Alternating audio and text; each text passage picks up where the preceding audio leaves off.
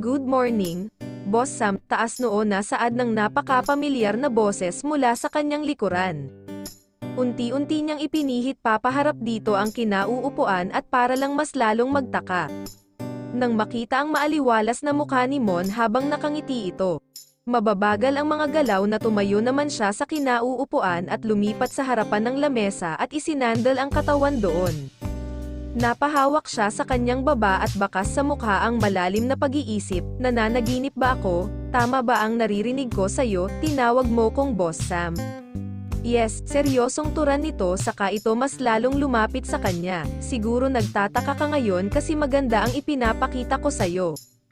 Pero, this is only a part of my job. I'm your new employee, right? May choice pa ba ako? Matt Array na turan nito.